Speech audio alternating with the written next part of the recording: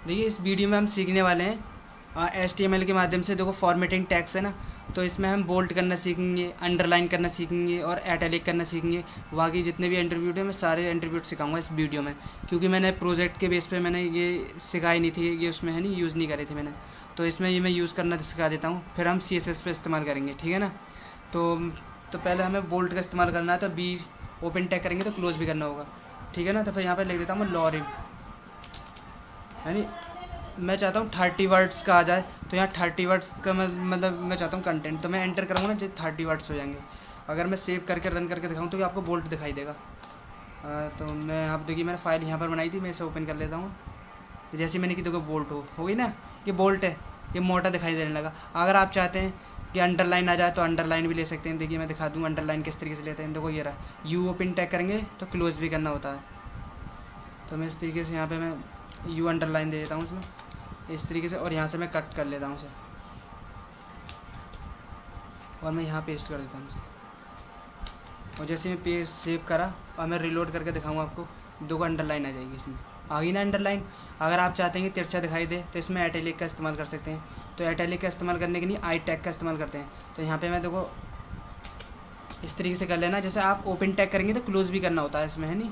तो आपको ये याद रखना है, इंटरव्यूट सारे भूलना नहीं है आपको ने, मतलब टैग्स को, सॉरी, है नहीं। इस तरीके से कर लेना। अगर मैं सेव करके रन करके दिखाऊँ आपको मैं, और रिलोड कराऊँगा, देखिए तिरछा हो जाएगा। हो गया ना, हो गया तिरछा। इस तरीके से आप कर सकते हैं, है नहीं। तो अब क्या रह गया, मैं आपको दिखा दूँ। देखिए कि EM जो है ना कि इम्पेजेड टैक्स, ये भी एटैलिक की तरह ही, ये वाला और ये वाला के दोनों सेम यही, आप चाहें तो करके देख लेना कि ये कि यही। और अब ये रह गया ये वाला एट्रीब्यूट, मैं ये सिखा देता हूँ, सनी सबस्क्रिप्ट। तो इसका इस्तेमाल कैसे करते हैं मैं ये दिखाऊँ आपको मैं। तो मैं यहाँ से मैं ये करके दिखाता हूँ। जैसे मैंने यहाँ लिखा, मैंने सुहेल नहीं, मैं यहाँ लिखता हूँ 10, ठीक है, और यहाँ लिखता हूँ 5। अब मैं सेव करके रन करके दिखाऊँ आपको मैं। देखिए रिलोड किया, देखिए इस तरीके से आ रहा है। मैं चाहता हूँ कि 5 जो है ना इसके ऊपर आए, 10 के ऊपर।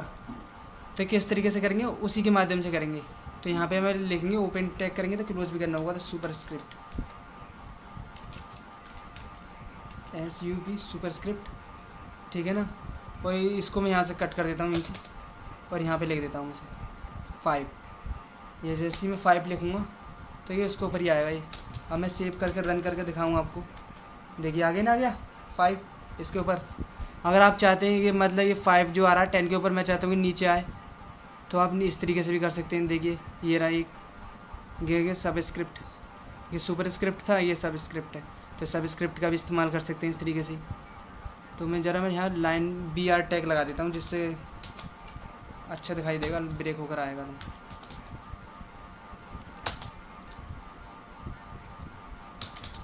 यानी मैं यहाँ पे लिख देता हूँ, चलो H और सबस्क्रिप्ट, यानी इस तरीके से करना है आपको गाइस। मैं दोबारा लिखता हूँ SUB सबस्क्रिप्ट, ओपन टैग करेंगे तो क्लोज। तो यहाँ लिख देता हूँ मैं 2, और यहाँ इसे कैपिटल में कर देता हूँ, ठीक है ना, वो स्मॉल में कर रखा। और मैं सेव करके रन करके दिखाऊँ आपको मैं, देखो S2 हो जाएगा, ठीक है ना, हुआ ना, हुआ S2। ये नीचे वाले में आया सब स्क्रिप्ट का और ये सुपर स्क्रिप्ट का। इस तरीके से आप इस्तेमाल कर सकते हैं इन चीज़ों का, है नहीं। और अब और क्या रह गया, और इसमें रहेगा स्ट्रॉन्ग करना, स्ट्रॉन्ग का। और ये बोल्ट, ये दोनों सेम यही, जिस तरह के मैंने एटैलिक ये सिखाया था ना कि गे, और ये दोनों ये सेम यही हुए। और इस तरीके से मतलब स्ट्रॉन्ग भी बोल्ट का ही है। तो मैं बोल्ट का चलो इसमें इस्तेमाल करके दिखा देता हूँ स्ट्रॉन्ग का। तो इसे हटा देता हूँ मैं, पहले मैं इसे रिमूव कर देता हूँ ऐसे, और मैं सेव करके रन करके दिखा दूँ पहले आपको।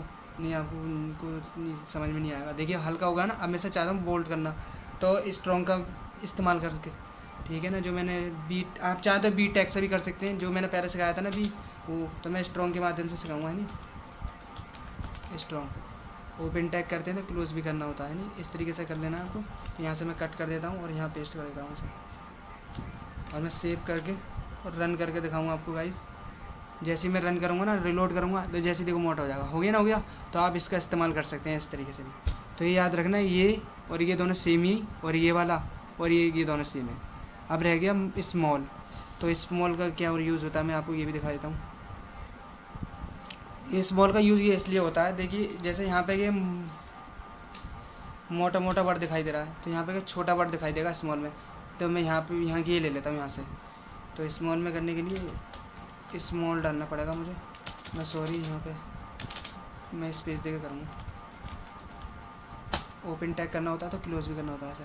तो यहाँ से मैंने कट किया और मैं यहाँ पेस्ट कर देता हूँ उसे। ठीक है, अगर मैं सेव करके रन करके दिखाऊँ आपको, जैसे मैं देखो रिलोड करूँगा ना, देखो स्मॉल हो जाएगा। देखो कि दिख रहा है ना गिरा, ये कितना छोटा वर्ड आ गया। बस इसका इस्तेमाल होता है, मतलब कोई टैक्स आप स्मॉल में करना चाहते हैं छोटा वर्ड, तो इस तरीके से कर सकते हैं। और बाकी देखिए सब बड़ा है नहीं। ये तो हो गया, और क्या रह गया इसमें, और इसमें रहेगा मार्क। तो मार्क का क्या यूज़ होता है, मार्क लगाना। तो जैसे मैं चाहता हूँ कोई हाईलाइट करना चाहता हूँ, जैसे कि मान लीजिए मैं इसी को हाईलाइट करना चाहता हूँ, तो यहाँ से लिखूँगा मार्क का, ठीक है ना, MAR के मार्क, इस तरीके से लिखेंगे एनी। और यहाँ से मैं कट कर देता हूँ उसे, और मैं इसको ही हाईलाइट करना चाहता हूँ इतने को ही, और यहाँ पेस्ट कर दिया। अगर मैं सेव करके और रन करके दिखाऊंगा, देखिए हाईलाइट हो जाएगा। जैसे मैं रिलोड करता हूँ, देखिए हो गया ना, हो गया हाईलाइट। तो इसका इस्तेमाल इस तरीके से होता है नहीं। तो मैंने ये सारे आपके एट्रीब्यूट मैंने सिखा दिए हैं, टैग्स यानी फॉर्मेटिंग टैग्स आपको मैंने सिखा दिए गाइस, ठीक है ना। तो मिलते हैं हम अगली वीडियो में।